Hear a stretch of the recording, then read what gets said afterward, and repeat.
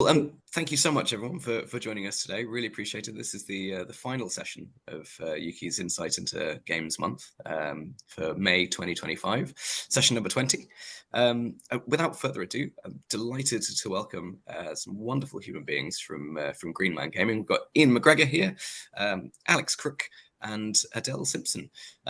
So thank you so much for joining us. Do you want to sort of introduce yourselves and take it away, please? Thank you. Yeah. So, Alex, Adele, do you want to introduce yourselves, and then we'll roll straight through into it after me? Yeah, I'll go, seeing as you mentioned me first. So yeah, Alex Cook, I'm the Commercial Acquisitions EVP at Green Man Gaming. That basically means I'm responsible for any content that comes into us, whether it's for publishing, store, or distribution, or performance marketing, which Adele will touch on a little bit. Just checked my LinkedIn before this, and it's year 29 in the games industry for me, so creeping ever nearer the big 3-0. Hi everyone, I'm Adele. I'm the EVP of Performance Marketing. I show my age. I've got about 25 years experience in performance marketing for media companies, radio, data agencies, and now Green Man Gaming and gaming. So yeah, I manage a team of channel experts. So think influencers, paid search, paid social, email, all of those kind of things. And yeah, we kind of help drive more sales of your games. And that leaves me. So my name is Ian McGregor. I sit on the management team of Green Man Gaming with Alex, and I'm lucky enough to work with Adele on a daily basis. My official title is CMO, but most recently I've also been temporarily looking after the publishing team. I'm all involved in business development as well.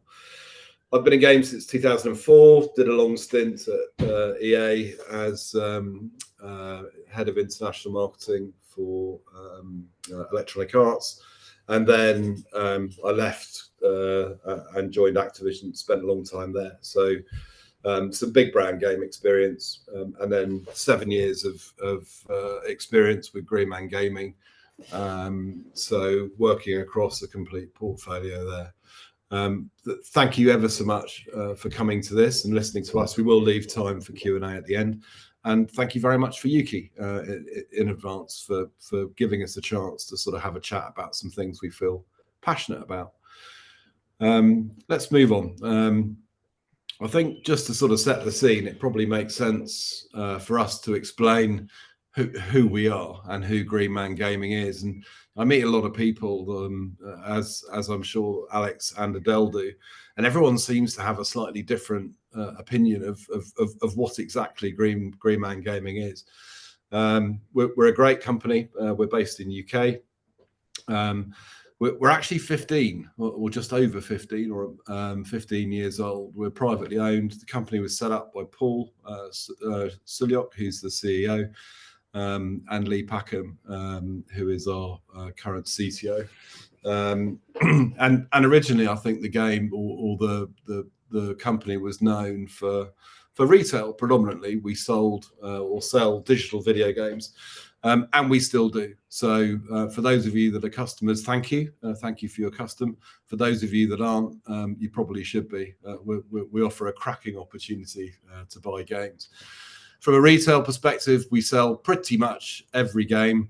We sell it pretty much everywhere, pretty much to everybody around the world. So there are over 10,000 games. We work with thousands of publishers, and we have millions of connected customers worldwide. So that's retail. There are 3 pillars in the business. The second one's potentially probably maybe a surprise to some of you, but hopefully not to all. The second component is we are a distributor, a global distributor of games. Alex will talk about this as part of the ongoing presentation. But we work with a series of independent retailers on a worldwide basis, and I think heavily support gaming companies, publishers, developers in expanding their footprint beyond first party particularly. And that has been a very successful high growth business line for us. The third component is we are a publisher of games. We published 36 to date. We currently have one game which is currently through its sales cycle, Alaskan Road Truckers, and are starting to build, I think, quite a good reputation, I would hope, in the indie game publishing space. So that's us, and that's sort of what we do. Let's crack into the content. So in terms of the agenda, I think what we tried to do is really talk about one of the solutions that we've got, which may provide some insight on the development journey, you know, on your game, on the game journey, in terms of, you know, what the things that are accessible to you, and maybe some things you've thought about, maybe some things you've not thought about. Well, we don't have time to go into a lot of detail, but if there's stuff of interest, then please don't be a stranger, reach out. You know, that's going to be absolutely cool. But what the challenge we set ourselves is, you know, we're going to talk about how you generate visibility with limited resource, and then we're going to talk about the solutions that we offer around reach, control, and revenue. There's no point talking about hypothesis without proving that out. So we have case studies. We've got many case studies, so we've picked on one. And then if there are any areas that you want to dig into in much more detail, then we will leave time for Q&A. And that's it. Okay. Alex. Yeah, so DMS, Distribution Managed Services, this is essentially our distribution channel. It has over 180 points of sale, digital stores globally. We estimate, certainly if we have an exclusive agreement with our partners, we expect to add something in the region of 20 to 30% in sales over and above Steam or Epic, if it happens to be Epic. So that's a pretty significant number, we think. We do this through obviously a wide network. We think we have the widest network, and then we do it through very careful management of that channel. So we're very hot on anti-fraud. We're very hot on compliance. That's compliance in terms of making sure the store presence is correct, all the screenshots and videos are correct, and the text. And then the sale activity is as it should be, and continuous. And then what you get from us from that is extended revenues and monthly reporting, detailing exactly what we've done and where we've done it. So we think this is probably the most compelling distribution network outside Steam. And I think, you know, another thing to add around this is, you know, there is lots of choice. There's many service providers in the gaming industry. I think the one thing that's been interesting for me, you know, even last week, you know, at Nordic Game, talking about this service, is I think there are lots of things that people don't know. Many developers, you know, are on the start of a journey. Some people have been on that journey for many years. So different people have different levels of knowledge, but not everyone is necessarily an expert, you know, in everything. And I think what's great around this service is you can sort of pick into bits and pick the bits you want and pick the bits you need, because it is a complex process. And I think quite a lot of the solutions that are on the market, you know, today offer what I would call a passive experience, and that just isn't us. So we're very much an active partner. So it's relatively straightforward to throw a game up on Steam, but Steam won't actively manage things for you, you know, which is a core component of what we can do as a business. Well, we come on to the sort of age-old question that we hear a lot when we speak to partners. We have the sort of introduction meetings, and we ask, you know, what's your marketing plan? You know, what's your strategy? How are you going to go to market? And with the sort of added challenge of having reduced resources, often we get the answer of, oh, we're just going to have organic channels, and we're just going to activate a handful of influencers or perhaps a couple of YouTube ads. And the problem with that is, the title here, if you build it, they will come. Well, they won't. What you need is a sort of active marketing plan behind your behind your game sort of strategy. PC gamers, in my experience, they're quite fickle. We have, data recently, over 14,000 new games added to Steam every year. It's a lot of clutter for you to get through and get your game visible to see. So just having a sort of low risk approach to influencers and organic doesn't always cut through that. And what I see time after time is, because there's so much choice and gamers are so fickle, that what they tend to do is they make a judgment within that first week and then they move on if there's not enough impact. So you've really got to make a splash on that launch with a sort of carefully corrugated marketing launch. Yeah, and I think if I can add just one point, Adele, if I may, I think, and again, this came up a lot in Nordic, and I think that, for those of you, and I can't see what sort of people we've got watching this, but if you are looking for investment, the rules for investment have currently changed. So it's very difficult to get people to part with money. It's much harder now at the moment, and what you need is a story. And I think still we see, many people, not everyone by any means, but we see many people who are too focused on developing the game, and they forget that they need to be building, a story. And it doesn't have to be a lot. It can be very small bits and bobs, and we do go on to talk about this. But again, don't wait. You should be marketing from day one, if you can. Okay, that leads us nicely onto sort of pre-launch hype. And it's not surprising that we're saying this, and it is not a high cost either. It's building that community, whether that's Discord, whether that's Steam forums, whether it's your own organic social media. It's sort of building that community where you're constantly drip feeding more and more content to sort of build up that excitement about your game that you're going to be launching.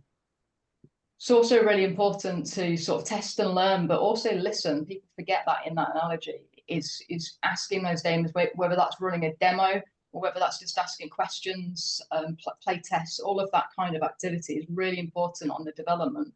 And authenticity, that again, it's not all about the really fancy, snazzy trailers. It's more about the authenticity of the game and the delivery and what to expect and what they're going to get. Ian, do you want to go into wishlist?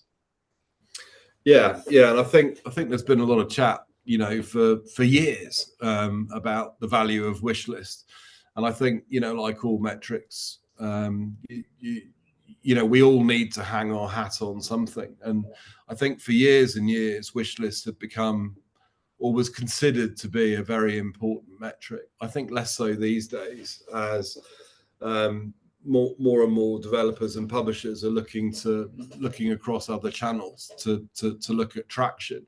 But I think wishlist is important, but it's not the holy grail.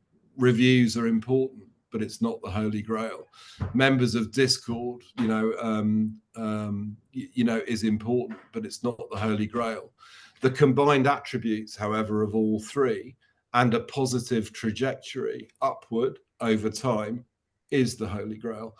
And I think that regardless of which article you've looked at, whether it's looking at the the Simon Carlis research, which is excellent, which he publishes on his site, or whether it's many of the independent reviews or any of the independent channels on Reddit, I think do everything you can, I think, to build the narrative and grow the story, so that even for your own well-being, you can understand, I think, the positive or negative or neutral trajectory of your project. So balance, I think, is probably really the key point here. And again, if you're looking for investment, if you're looking for funding, things like this positive story, or being able to have a narrative around a positive story, are absolutely critical for anyone looking to have a check written for them. Yeah, if I just add from my perspective as the sort of lead person in acquisitions, it's very difficult to get a check signed, as Ian was saying, without traction. The financiers just want, proof of strength of brand, if you like. So I think it's really, really, really important when you do list on Steam or wherever you are, have everything you need to launch.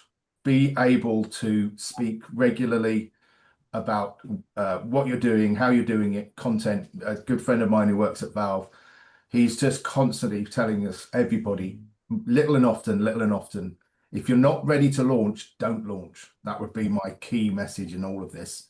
Be absolutely ready with as many assets as you can possibly pull together. Do your blogs, do your video blogs as they are, and have that cacophony of content that you can drip feed and keep engaging with your audience. Indeed, and it's so important. And this was actually the number one topic that I was asked about. Should we? When do we start talking about it? Was the big question at Nordic Game last week. And so many people are worried, and they'll spend their time digging into the lore of the game, or looking at shading effects, or fussing over a spreadsheet, or whatever it might be. But the reality is, a minute a week is better than nothing. But give your gamers, give your community a reason to love you, and if you can get them to come on a journey and keep them excited about the content you've got, then they will follow. So get them excited, and if you make mistakes, own up to it. We live in a world of unbelievable authenticity and transparency. Everyone loves it when people make mistakes, and it does take a brave person to sort of admit that was probably incorrect, but now you're going to course correct, and people will forgive you, as long as it's not, it doesn't happen that often. But that authenticity and consistency of journey is important. I think the other thing is, gamers love the developer. They do not love the publisher. They love the developer. And, this is, when I've heard this all throughout my life, which is pretty rough, actually, bearing in mind I come from the publishing side of the fence. But again, as a developer, you have an advantage if indeed that is what you do, and use that to your advantage. But make friends with them. Be authentic. Yeah, and again, at the risk of over-egging the pudding, I would rather sign an unannounced game than a game that has listed and announced and not got traction because they didn't have what they needed to get that traction. And sometimes we have to face it. Sometimes it might be because the game is not strong enough, and that's that would be unfortunate. But it's not the way to do it. To go out there and hope to build your audience organically. You need content. You need to be talking to them. Great. I think this kind of brings us on to increasing your reach and getting that discoverability. And again, sometimes I hear sort of publishers talking about only going live on Steam or only going live on Epic, where actually, it's so much more sense to go across as many sites as you possibly can. A good friend of mine, Pete King, who's probably listening on story now, he gave a really good analogy to me one time about, imagine if a can of Coke was only sold in one store and it wasn't sold across every single store across the globe. You just wouldn't do it. So why would you do that to your game? You should go across as many stores as you can. Find an aggregator, find a distribution partner like what we've got with our distribution managed service, and make sure that you're listed in as many as you can. And back to sort of Ian's point about the active and passive relationships, our distribution service isn't just a software portal. It doesn't just exist as a piece of technology. We have a team behind it who are actively going out to those individual stores and trying to get commitment that they will send an email out promoting your game. They will send a social post. This is essentially free marketing for you across multiple different stores as part of your marketing plan. So I think it's really important to try and get that reach and that variety of storefronts that promoting your game as well, rather than putting all your eggs in one basket and just focus on Steam, which I understand is important. But you should look at a full distribution plan, in my opinion, as well. The other area is looking at brand and performance marketing. So I would normally advise about 60% of your budget to be brand and about 40% of that to be on performance. So brand, obviously, you can't have performance without brand and vice versa. You need both. They're sort of married together. And it's so important for the publishers and devs to build that brand awareness before your release, all through that journey as you're building wish lists, whether that's demos, whether that's driving the wish list, or whether it's on the release itself, using those performance channels, those brand channels. So influencers, YouTube, you get mass reach, but it's quite short-lived, it's quite expensive, and you don't always get the conversions from it because it's a frequency play. It's like when I worked in radio. It takes at least 3 times for somebody to listen to an advert or see an advert before they take an action. So you have to have frequency. And then when you get to the action, that's where the performance marketing ads come into their fruition. And that's when they then drive that conversion for you. So it all works in unity. You shouldn't think just brand or just performance. It should be a full plan together. What we do at Greenman Gaming, we've got a plethora of data from our many years of working, and what my team and I are able to do is to put that data behind our adverts and target the right people. So if we're targeting somebody to go to Steam, we're not going to pick up a mobile game, we'll pay for those clicks, and when actually they're not going to convert for us. We're only targeting the people that we think are liking the game that's similar to yours or wishlisted it, and we know that they're on the right platform. So that's why we're able to get the cost effectivity of that from our marketing. And you can see on the slide here, we've got many other case studies, but one recent one there, 412% ROI. That's pretty impressive, and that's all because it's data driven. It's not splash and dash and pray. It's all about very targeted sort of marketing. And I think the other thing, anybody who knows me is probably sick of me saying this, but I love to split test. I love to test and learn. So you're constantly using your creatives when you're doing your marketing and testing which one of those is getting the best results and constantly optimizing. So is it the video? Is it the static creative? What message is it? Or what call to action is it? And you're constantly working that until you've got the perfect solution. Yeah, and I think Adele's gone through some pretty complex stuff there, and I think she's never going to say it, I will, just to humiliate her on the call, but the team is absolutely outstanding. They really do know what they're doing, and I think one of the things that stands us apart as a company is the retail roots, and if you are a retailer where margin is thin, you have to work harder. And as a consequence, every single person, on the crew and our commercial teams particularly, unbelievably focused on ROI. And if the ROI isn't going to be good, we won't go there. So as a consequence, the recommendations that we make are well thought through, I think, and based on delivering positive, and in this case study, record-breaking ROI.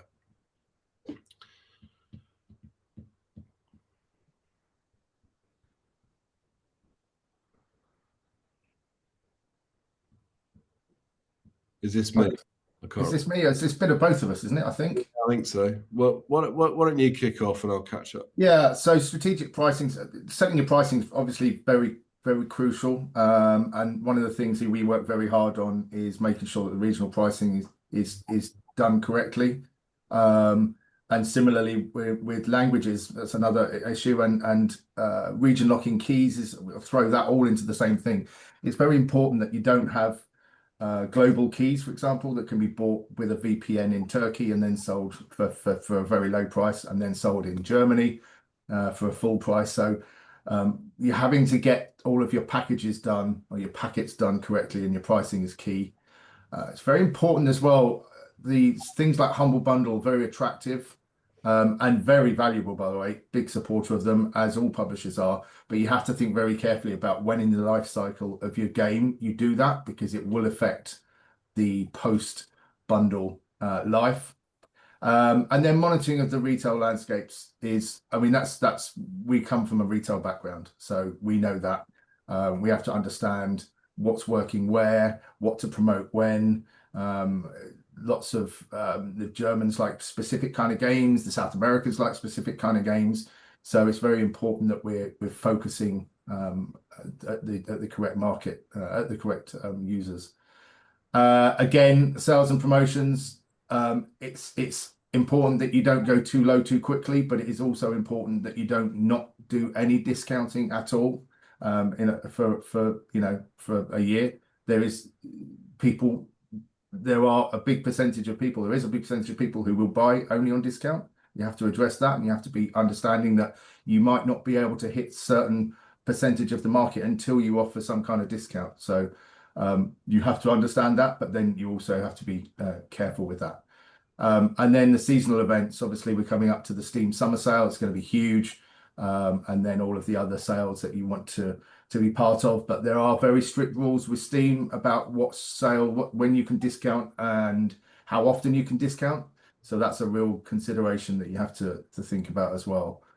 I'll hand over to you, Ian, on retention. Yeah. So I suppose really to sort of summarize the slide, and it's not meant to be scary, but I think, launching a game is or can be quite stressful, and I think a lot of the platforms have tools, auto allocation for your pricing on Steam and on the other first party platforms. It might seem like a good idea, and it suits many people, but if you come from the background that we have, where it's about maximizing your ROI, then actually looking a little bit more closely in terms of those knobs and levers. There is money to be made, by being careful or more careful around that. And I think the other thing as well, I think, is when you've launched a game, I think quite often some people, and again not all, there's this enormous sigh of relief, and hopefully things are going well, but actually what gamers demand is ongoing engagement. So once the game's out, almost immediately, if you hadn't thought about it, and I would hope that you'd have thought about it before launch, you have to keep the excitement up, you have to keep the energy going, because success builds success builds success builds success. So talking to people, keeping within the framework that hopefully you've established pre-launch, keeping the energy, keeping the positivity, letting people know where you're going. It's all about this transparency and authenticity that we talked about a few minutes ago. So keeping the player, on the journey with you and committed to, your project. And then I think, there's some outliers, in terms of sort of porting or physical. So, you might have launched on PC. You might never have thought that potentially the game could work on console. Well, it might, so it is worthwhile having a look at those opportunities. And of course, there are specialists within the marketplace that will help you. It is also one of the services that we offer through a series of specialist partners. But again, always thinking, how can I extend my footprint? How can I extend my revenue? Which even, it's going to sound strange from the digital guy, but that may include, physical distribution, for stores, and of course online, with one of the core markets there being the USA. Yeah, I just want to add a couple of things there.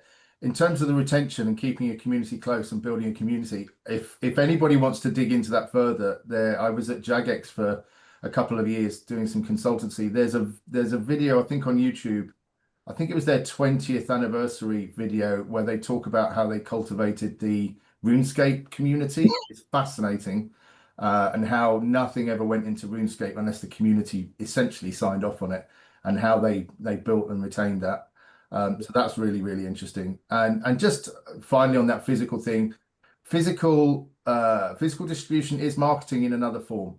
So having a screenshot on Amazon, having and we're probably going a little bit above sort of the indie world that we're living in, but having a box on a shelf, having a listing on Amazon is all marketing. And whether they buy that physically or download it digitally, it's essentially another marketing channel. Not every game will lend itself to physical. You probably need to break out to consider porting and physical distribution. But yeah, as Ian says, it's definitely something to consider if you find yourself on a certain trajectory.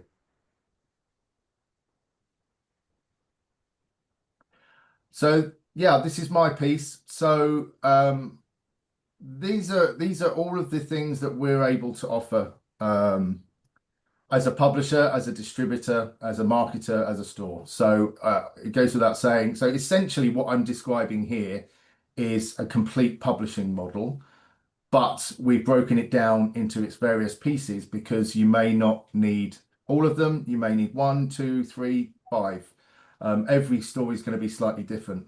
One thing we're finding is a very popular model for us at the moment is developers or publishers who are selling themselves self-publishing on Steam, and then we can do the porting for them, we can do the physical for them, and we can do the digital distribution outside of Steam or Epic, whatever the first-party stories. So that's quite a common model. But there's another example where I was talking to a developer who's got a big game I thought was coming out later this year. It turns out it's coming out next year. And I'd done the whole pitch about DMS and I listed all of these things that we can do. And he turned around and said, well, actually, we've got this game that launched like 6 months ago and we could do with refreshing the marketing and doing some like stuff we haven't done before. So we got Adele on the call and we ended up just doing a performance marketing deal with them until their next release comes out next year. So sometimes funding will be the ask. Sometimes digital retail distribution, those 180 stores that we talked about. Sometimes it's the porting. We're able to facilitate porting. We're able to facilitate physical. Adele's talked a lot about performance marketing. We can also plug in PR. We can also plug in community management. We do that in conjunction with a couple of our friends from the UK industry who we bring in to help on a contracted basis. And then publishing support. This is again quite a common one. Localization and QA is quite a common ask when we're usually in a more full publishing agreement. But so there you've got what's that? 8, I think 3, 6, 8 different components of publishing, all of which are available, all of which you might need, some of which you might need. We're just open to helping where we can. And these are some of the historical case studies that we've got. Victura and Void and Gearbox for 6 Days of Fallujah, Ready or Not and Homeworld. I won't read through the testimonies, but they're very strong and speak to everything that we're trying to talk about and trying to offer in terms of publishing or developer support. Yeah, indeed. And I think, I suppose the message here is that, the amount of times I've sat on calls over the last few years where, somebody won't talk to us because they don't have the time or they don't think it's valuable or they don't think it's worth it. And I think if you are trying to grow your business, if we can help you extend your revenue, extend your life cycle, or achieve your dreams or whatever they may be, then, don't be a stranger. Because some pretty big brands have trusted us, to grow their revenue, and the numbers are extremely compelling, I think I can say. So, yeah, that's probably that. Should we do some Q&A if there is any? Wonderful. No, thank you very much, everyone. That was really, really interesting. I think there's an awful lot to sort of consider there. Please feel free to sort of pop a note in the chat if anyone has any questions at this point. One sort of question from me at the moment. I mean, I've been hearing a little bit about sort of making use of people's sort of back catalogs, as it were. Obviously, a lot of what we're talking about today is with the idea of a sort of a relatively new or recent game in mind. I mean, have you had experience of sort of rejuvenating titles, getting them to new markets, getting them to new audiences now that things have maybe moved on in the last sort of 5 years? What would your take on sort of back catalogs be, out of curiosity? Yeah, so I'm happy to take that one in. The short answer, well, the short answer is, if we're opening new channels, which is often the case, then it's incredibly lucrative. That we've got one example that Adele and I are talking to at the moment, who haven't even been on Steam. So there are games that exist around the world that haven't been on Steam. There are games around the world that haven't been in third-party distribution, only ever been on Steam. So if we're the first people to bring these games to markets that where Steam isn't prevalent, then yeah, absolutely. That's very much, we've got 2 or 3 live conversations at the moment for games that haven't been in the third-party channels. So yeah, opening new channels is definitely lucrative. Yeah. Does that answer the question? Yeah, I think so. I think it's obviously it's going to be a case of balancing how much effort and time you spend on sort of older projects that I suppose you might have felt that they run their course. Yeah, and I think it's about, I suppose, the construct of the company. So the retail business is predominantly geared around new release, and that's where it performs from a revenue perspective. But I think with my publisher head on, there are ways of using catalog to drive incremental revenue, either from catalog title or to help migrate community into new games. I think there's a variety of ways that we can do that, and we've seen Humble Bundle do that successfully over the last few years. On a recent launch, Alaskan Road Truck, to grow our audience, we bundled with other partners. So we talked to other developers who are in competition to us to say, well, look, could you do a deal with us to help? We will do a reciprocal down the line. And in essence, all we did was we cross-promoted them on Steam. Remember, I'm a poacher and a gamekeeper, and they cross-promoted us on their Steam channel, and there was upside, off the back of that. And again, I suppose the lesson there from that little nugget is that you should never be afraid to approach another developer, if they could potentially give you a leg up if there is opportunity. Yeah, and I talked earlier on about that developer we spoke to had the game coming out next year, and we ended up doing performance marketing with them on their catalog, because they wanted to refresh it. They wanted to try something different, which we were able to offer, and also not forgetting that I think, was it 8, 9 of the top 10 grossing games on Steam last year were heritage titles. They weren't new releases. So No. that is key. Catalog is key, and if you can keep your game motoring along with new ideas, new channels, new ways of marketing, reaching new audiences, maybe at different prices, maybe in bundles, whatever it might be, there are opportunities there. Yeah, just to step in with the new audiences angle of that question, and forgetting about the distribution piece. New audience that we opened up for an existing Backhat game was in Korea. So we have an on-the-ground territory manager in Korea. It's obviously a region that can be quite troublesome for somebody who's native English speaker.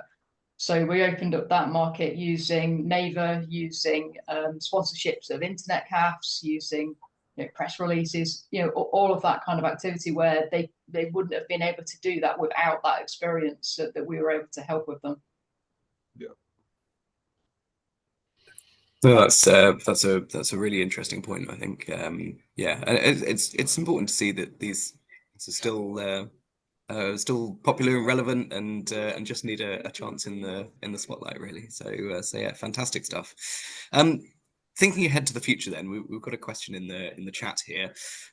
What do you think the next 15 years holds for Greenman Gaming? What's changed dramatically since when you started, and what do you think are the sort of opportunities and challenges going forward? It's very, very sort of future thinking. God. Yeah, world domination. Taking down Steam one day at a time. We'll buy Steam. No, I don't know. I mean, the company is extremely entrepreneurial, and and it's led very much by an entrepreneurial CEO who he's probably listening, actually.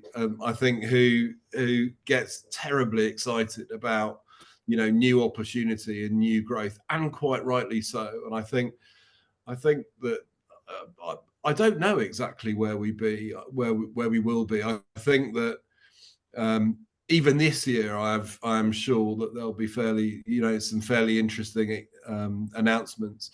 I'm fairly sure the year after there'll be interesting announcements, and I think we've been slowly and steadily growing the company in a really positive way. And I know that the last few years have been particularly grim for so many of our friends and colleagues, but we've had to be pretty quiet. We've actually performed very well, and I think as we can again keep this trajectory of growth, keep looking for new opportunities, then as technology advances, I think I would hope that we'd be in the forefront of that.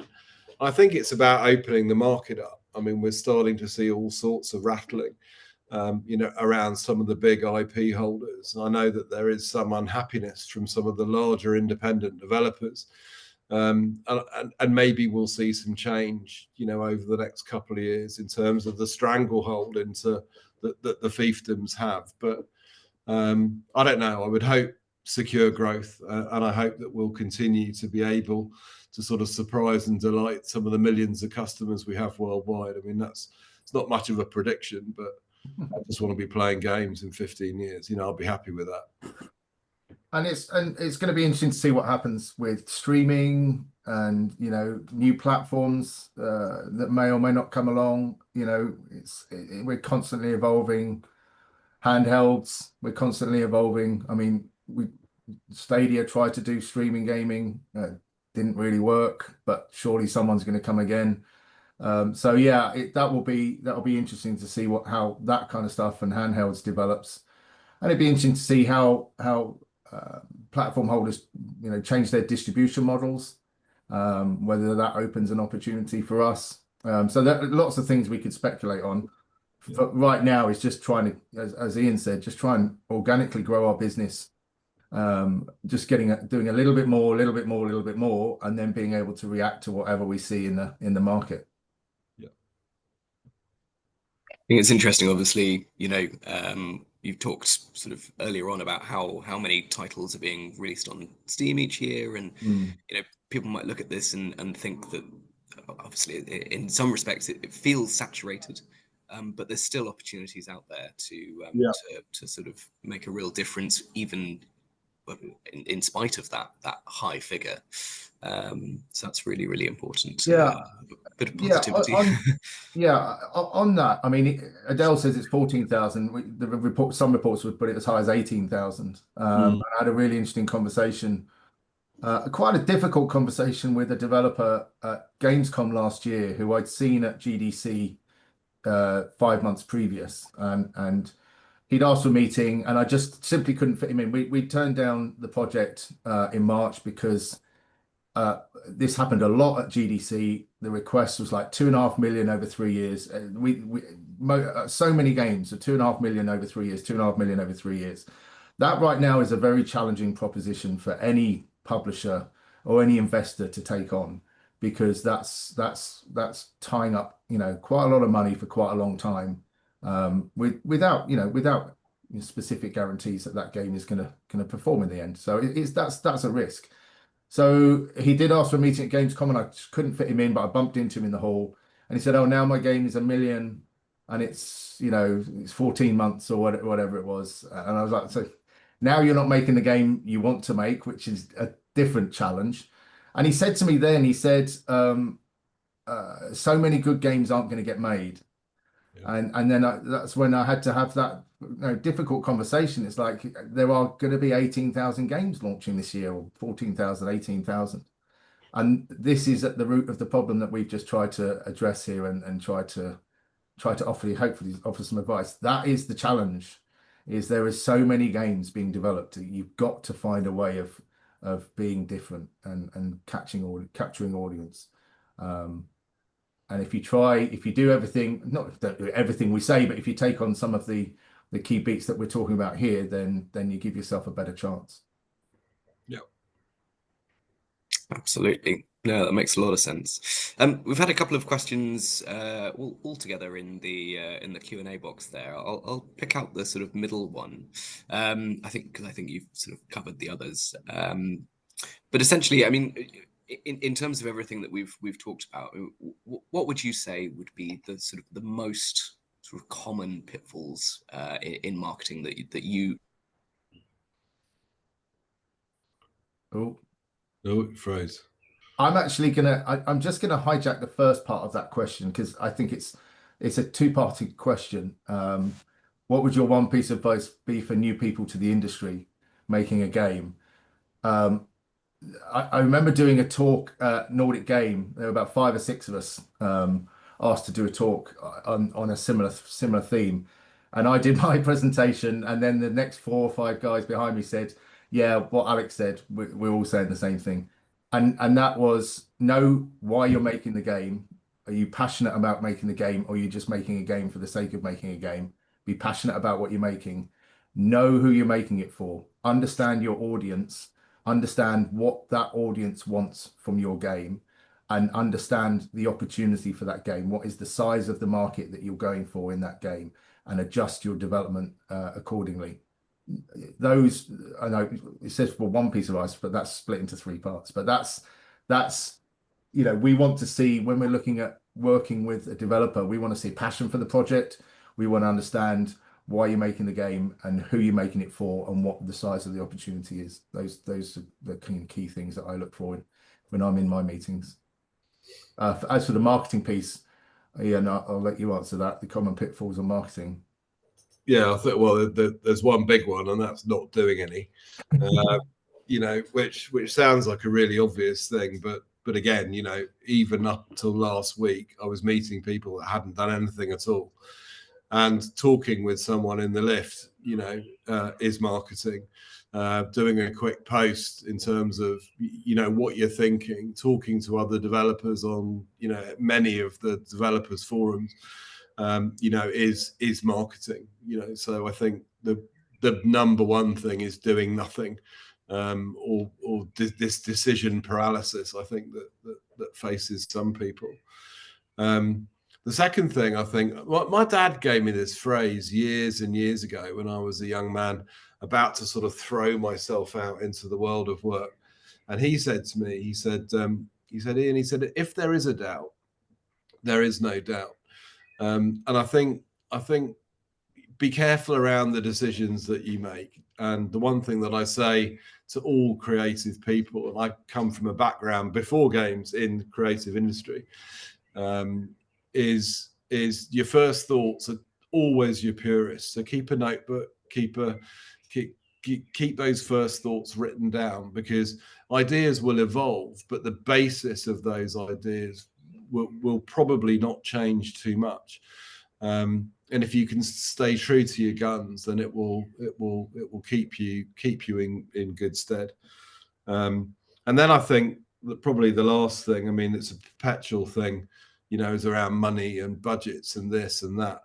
I'm a big budget brand marketer. I've had marketing budgets of over $100 million to play with. It's much harder to spend a lot of money than it is to spend a little. So even if you don't have much money, even if all you can afford is organic, outreach, the thought process required in considering what you want to do and how you're going to achieve it, you know, is the same, you know, I suppose. So yeah, probably that. I just want to add as well, one of the things that we'll be wary of, to Ian's point and to my point earlier about continuous marketing and always having something to say and always be marketing. One thing we're wary of when we look at a game, especially when it's been listed on Steam, is games that, you know, have been on Steam for like 2 years, and got 30,000-40,000 wish lists in the first 3 months. So they were at 40,000 after month 3, and now they're at 45,000 2 years later. That's a big red flag. And you could even take the numbers higher. You could take them to 120,000 and they've gone to 130,000, because that would make us think that those 120,000 could well have fallen away, because the trajectory hasn't stayed growing. That means that the likelihood is that you didn't talk to those 120,000, you didn't keep them engaged, you didn't give them what they wanted, you weren't talking to them, communicating to them, and that 120,000 is probably more like 30,000 now.